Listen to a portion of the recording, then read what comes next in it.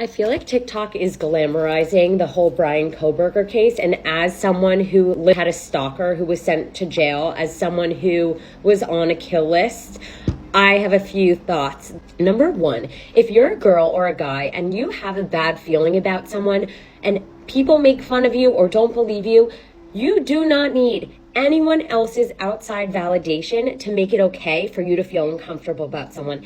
If your gut is telling you that something is off with someone, that's all you need. You don't need a second experience. You don't need anyone else to witness it. You just need to listen to yourself, because that's what saved my life.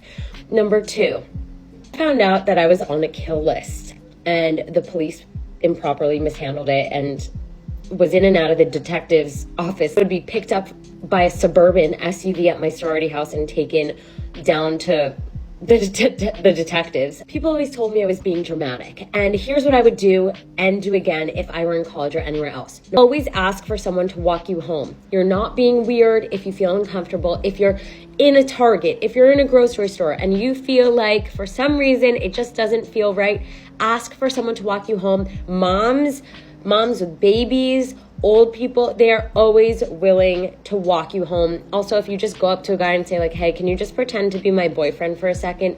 Most of the time, 100% of people will be like, yeah, no problem, I got you.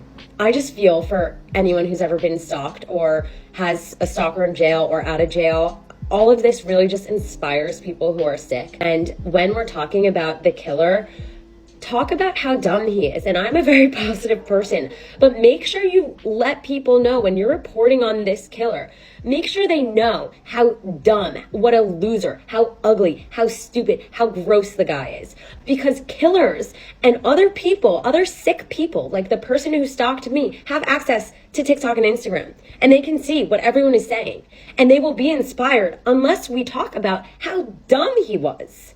Because what killer wants to be known as such an idiot the way this guy, Brian, whatever his face is? We can't glamorize the killer. It's only going to inspire more awful things. And I'm sorry to all victims and to everyone who has to deal with reliving their stories.